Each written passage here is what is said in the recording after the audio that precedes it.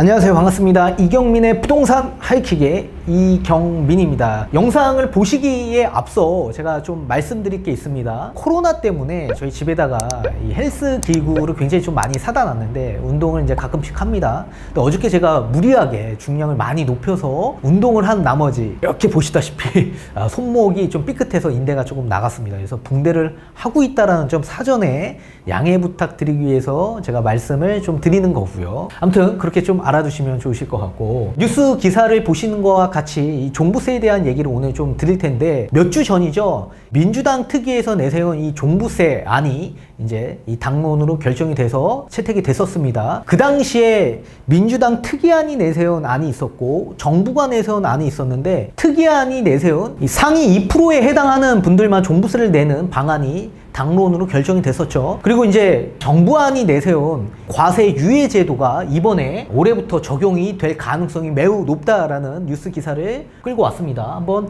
보도록 할게요. 자, 60세 이상 1세대 1주택자 종부세 나중에 낸다라는 뉴스 헤드라인 기사고요. 소득 3천만 원 이하 대상자고 7월 중에 국회 세법 개정 시에 올해부터 적용한다라고 얘기가 나와 있습니다. 빠르면 올해부터 적용이 될 가능성이 매우 높다라는 얘기입니다. 정부가 60세 이상 1세대 1주택자 중 연소득이 3천만 원 이하인 고령층을 대상으로 종합부동산세를 과세 유예하는 방안을 검토하고 있다라고 했습니다. 이 주택을 매각하거나 상속 증여할 때까지 세금 납부를 유예하는 방식이다라고 보시면 될 것 같아요. 기획재정부와 더불어민주당에 따르면 이런 내용의 고령자 종부세 과세 유예 방안이 당정 간에 검토되고 있다라고 보여지고 있고, 지금 대부분 이 내부안에서는 거의 확실시 돼 보인다라고 보시면 될 것 같아요.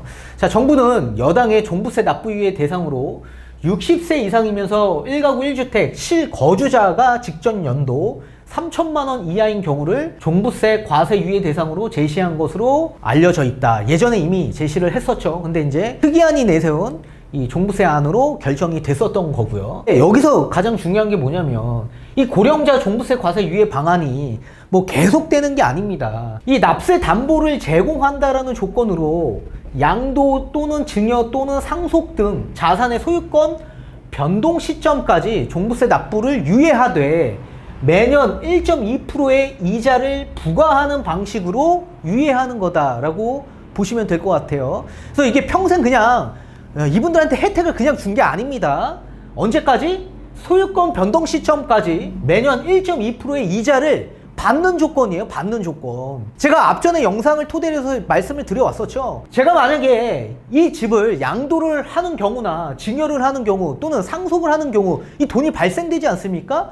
이렇게 발생되는 시점에서 그동안 종부세 납부 유예했던 금액을 다 소유권 이전하는 당시에 돈을 다 납부해야 되는 겁니다. 세금을. 자, 쉽게 예를 들면 양도 차익이 5억이고요. 그동안 종부세 유예됐던 금액이 2억 정도라고 가정을 해보도록 하겠습니다. 그러면 원래 5억에서 끝나야 될 걸 어떻게 해요?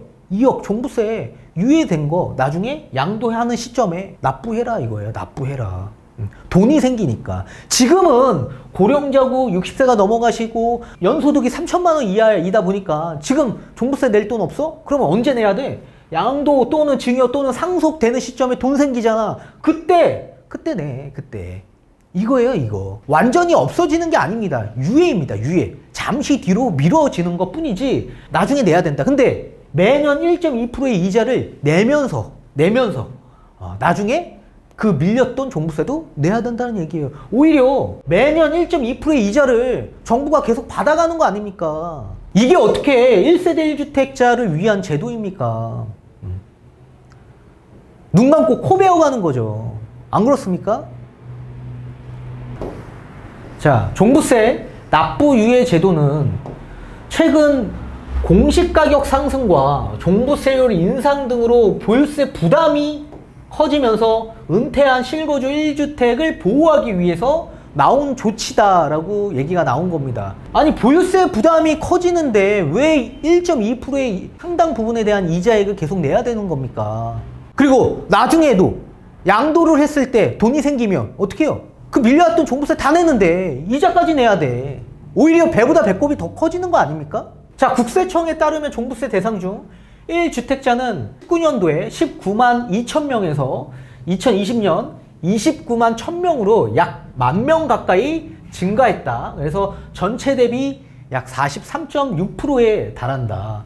자, 애초 정부는 여당의 부동산 특위 논의 과정에서 정부안으로 과세 기준은 현행을 유지하되 과세 유예 제도를 도입하고 공정시장가액 비율을 90%로 동결하겠다라고 얘기를 했었습니다. 그리고 10년 이상 장기 오랫동안 거주하시는 분들에게는 이 종부세에 대한 장기 거주 공제를 신설하겠다라고 얘기가 나왔었습니다. 그런데도 불구하고 장기 보유 공제나 고령자 공제 뭐 이런 거 다 합산해서 최대 80%까지밖에 못 받습니다. 아무튼 이런 미세 조정안을 내놓은 바 있다. 결국 여당이 상위 2% 과세안을 당론으로 정하면서 정부안은 모두 사장되는 듯 했으나 홍남기 경제부총리 겸 이 기재부 장관이 기자 간담회에서 종부세 과세 이연 도입 발언을 하면서 이 재추진하는 모양새다라고 나와 있습니다. 아마 여당 내에서는 거의 확실시 돼 보이는 것으로 알려져 있습니다.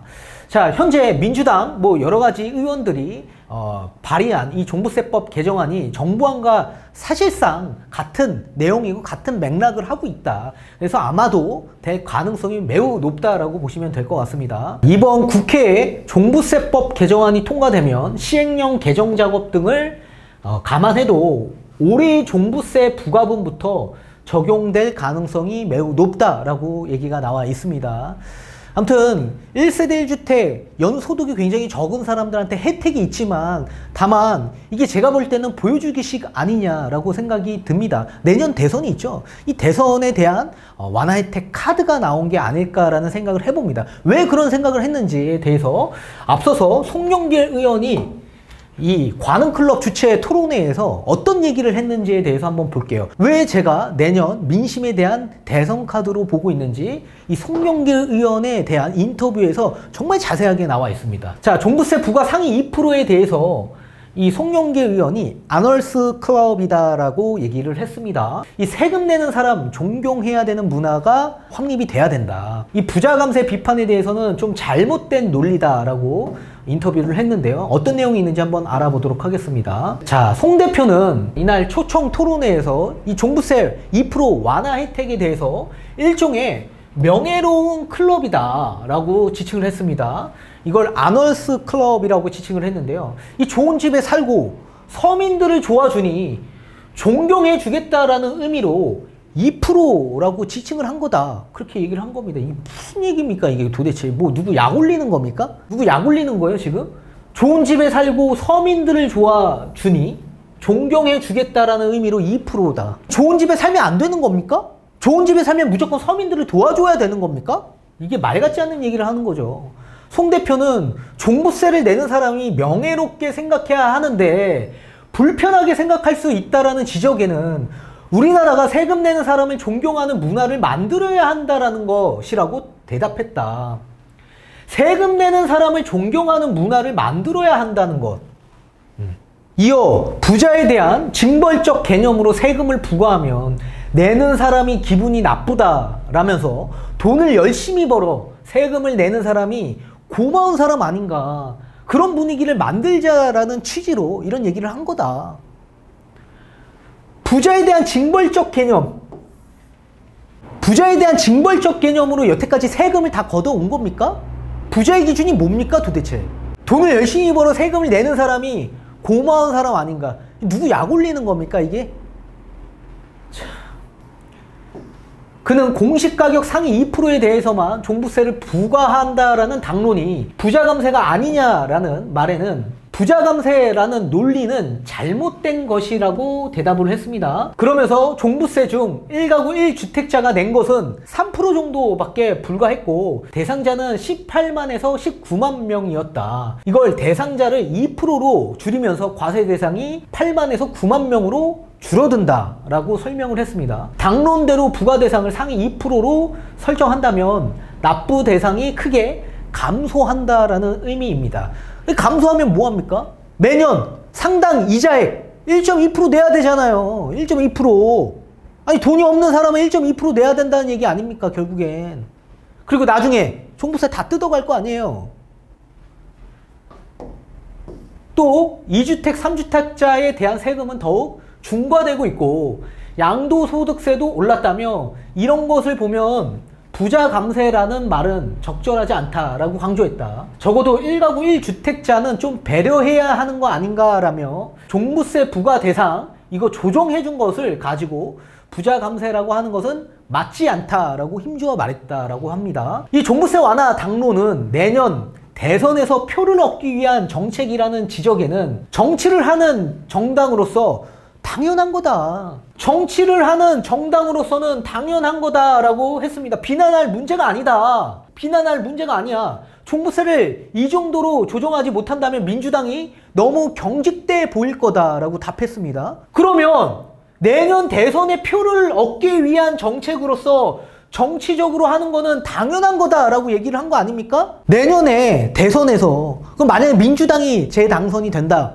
그러면 정치를 하는 정당으로서는 당연히 어떻게 해요? 무주택자를 위해서 다시 종부세 내야죠. 지금 이렇게 종부세 완화해 주는 거 다 뭐예요? 정치적인 쇼 아닙니까? 정치적인 쇼. 내년 대선 되면 어떻게 돼요? 또 다시 입 닦으겠죠. 그러면서 종부세 과세를 다시 할 겁니다. 할 겁니다. 이거 비난할 문제가 아니래요. 당연한 거래, 정치적인 건. 이게 민주당 대표로서 할 얘기입니까? 종부세를 이 정도로 조정하지 못하면 민주당이 너무 경직돼 보일 것. 민주당이 너무 딱딱해 보일 거다. 그래서 좀 유들있게 어느 정도 그냥 보여주기 식으로 우리가 종부세 완화 혜택 해주겠다. 결국엔 뭡니까? 나중에 세금 걷어야죠. 유예제도가 뭡니까? 나중에 다시 못 받았던 종부세는 종부세대로 다시 받고 그 기간 동안 상당 이자액을 계속 받으면서 꼭 먹고 알 먹고 하는 거네요. 그죠? 이게 뭡니까? 이게 저는 지금 나오는 이런 여러 가지 정책 사항들이요. 내년 대선 카드에 맞춰 있다라고 봅니다. 민심 카드입니다. 민심 카드. 아무튼 60세가 넘어가고 연소득 작년 기준 3천만 원 이하 소득이 발생되시는 분들, 뭐 프리랜서나 이런 분들한테는 굉장히 많은 혜택이 있을 수 있겠죠. 다만 그 혜택이 온전한 혜택이 아니다. 반드시 내가 밀렸던 종부세 나중에 납부해야 되는 겁니다. 그리고 그 기간 동안은 이자를 계속 내셔야 돼요. 그거 꼭 알아두셔야 될 것 같아서 오늘 이 영상을 좀 준비해 봤습니다. 아무튼 오늘 여기까지 말씀드리고 다음 시간에 또 찾아뵙도록 하겠습니다. 감사합니다.